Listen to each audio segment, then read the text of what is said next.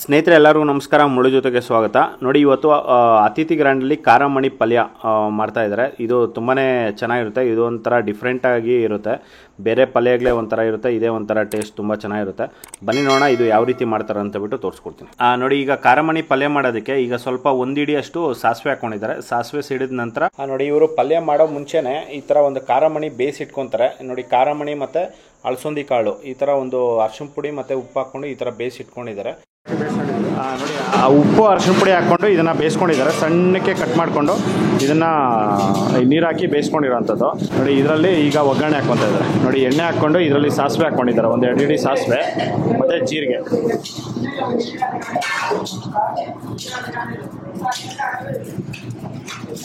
ಈಗ ಉದ್ದಿನಬೇಳೆ ಸ್ವಲ್ಪ ಹಾಕ್ಕೊತಾ ಇದ್ದಾರೆ. ಒಂದು 2 ಹಿಡಿ ಉದ್ದಿನಬೇಳೆ. ಕಡಲೆಬೇಳೆ ಹಾಕ್ಕೊತಾ ಇದ್ದಾರೆ. ಒಂದು 2 ಹಿಡಿ ಕಡಲೆಬೇಳೆ.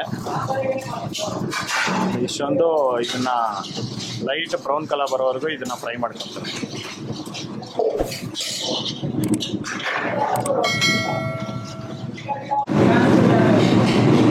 ನೋಡಿ, ಇದು ಲೈಟ್ ಬ್ರೌನ್ ಕಲರ್ ಆಗಿದೆ. ಈಗ ಇದರಲ್ಲಿ ಶುಂಠಿ ಬೆಳ್ಳುಳ್ಳಿ ಪೇಸ್ಟು. ನೋಡಿ, ಇಷ್ಟು ಬೆಳ್ಳುಳ್ಳಿ ಬಂದು ಜಜ್ಕೊಂಡಿರ್ತಾರೆ, ಲೈಟಾಗಿ ಜಜ್ಕೊಂಡಿರ್ತಾರೆ. ಮತ್ತು ಅದರಲ್ಲಿ ಶುಂಠಿ ಹಾಕ್ಕೊಂಡಿದ್ದಾರೆ. ಶುಂಠಿ ಪೇಸ್ಟು ಮತ್ತು ಕರಿಬೇವು ಸೊಪ್ಪು, ಆನಿಯನ್ನು ಇಷ್ಟೊಂದು ಇದರಲ್ಲಿ ಹಾಕ್ಕೊತಾರೆ.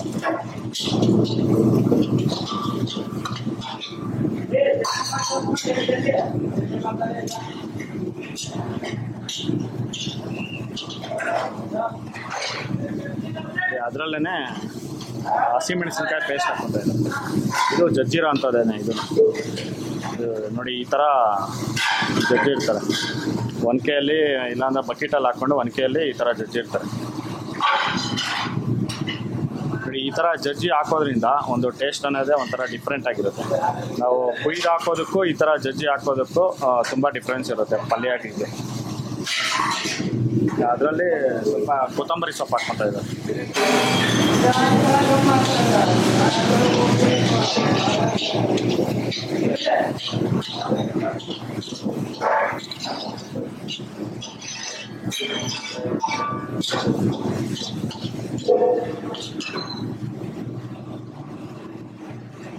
ನೋಡಿ, ಹಿಂಗ ನೀರು ಹಾಕ್ಕೊತಾ ಇದ್ದಾರೆ. ಎಷ್ಟು ಸ್ವಲ್ಪ ಹಿಂಗ ನೀರು. ನೋಡಿ, ಅದರಲ್ಲಿ ಅರಿಶಿನ ಪುಡಿ ಒಂದೂವರೆ ಟೀ ಸ್ಪೂನಷ್ಟು ಅರಿಶಿನ ಪುಡಿ ಹಾಕ್ಕೊಂಡಿದ್ದಾರೆ.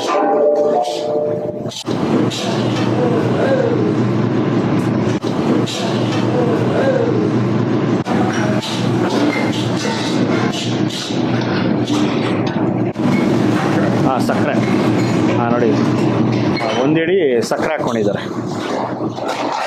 ಇದರಲ್ಲಿ ಪುಡಿ ಉಪ್ಪು, 1 ಹಿಡಿ ಪುಡಿ ಉಪ್ಪು. ನೋಡಿ, ಅದರಲ್ಲೇ ಹುಣಸೆ ಹುಳಿ ಹಾಕ್ಕೊತಾ ಇದ್ದಾರೆ. ಎಷ್ಟು 1 ಕಪ್ಪು ಹುಣಸೆ ಹುಳಿ.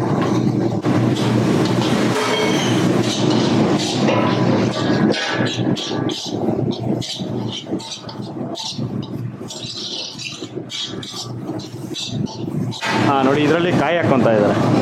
ತೆಂಗಿನಕಾಯಿ ತುರುಬಿದ್ರು ಅಂತ ತೆಂಗಿನಕಾಯಿ ಒಂದು 4ರಿಂದ 5 ಕಾಯಿ ಹಾಕ್ಕೊಂಡಿದ್ದಾರೆ. 4ರಿಂದ 5 ಕಾಯಿ ಹಾಕ್ಕೊಂಡು ಈಗ ಇದನ್ನೆಲ್ಲ ಮಿಕ್ಸ್ ಮಾಡೋದು.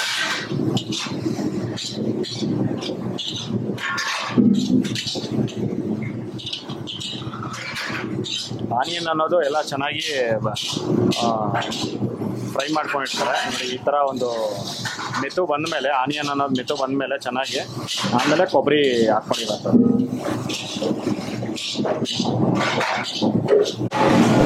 ನೋಡಿ, ಕೊಬ್ಬರಿ ಹಾಕಿದ್ಮೇಲೆ ಜಸ್ಟ್ 1 ನಿಮಿಷ ಇದನ್ನು ಫ್ರೈ ಮಾಡ್ಕೊಂಡಿದ್ದಾರೆ.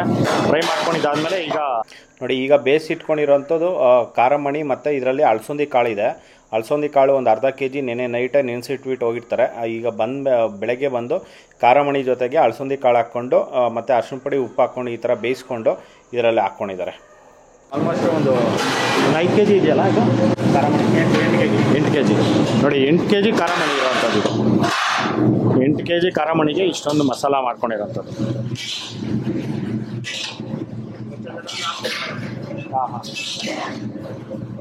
ವೇಸ್ಟೇಜ್ ಎಲ್ಲ ಹೋಗಿ ಒಂದು 6 kg ಇದೆ ಇದು.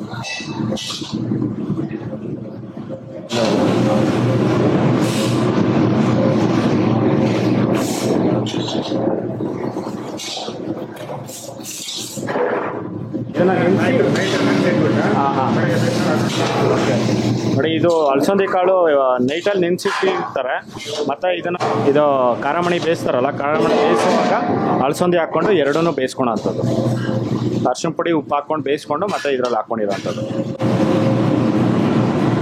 ಹಾಂ,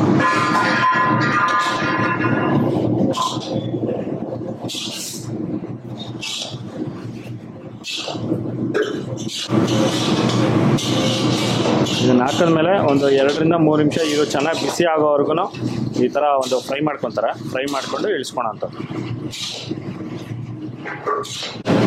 ನೋಡಿ ಈಗಲೇ ಉಪ್ಪು ಖಾರ ನೋಡಿಕೊಂಡು ಇಳಿಸ್ಕೋಬೇಕಾಗುತ್ತೆ. ನೋಡಿ ಸ್ವಲ್ಪ ಉಪ್ಪು ಕಡಿಮೆ ಇದೆ, ಅದರಿಂದ ಸ್ವಲ್ಪ ಉಪ್ಪು ಹಾಕ್ಕೊಂಡು ಈಗ ಮಿಕ್ಸ್ ಮಾಡ್ತಾಯಿದ್ದಾರೆ.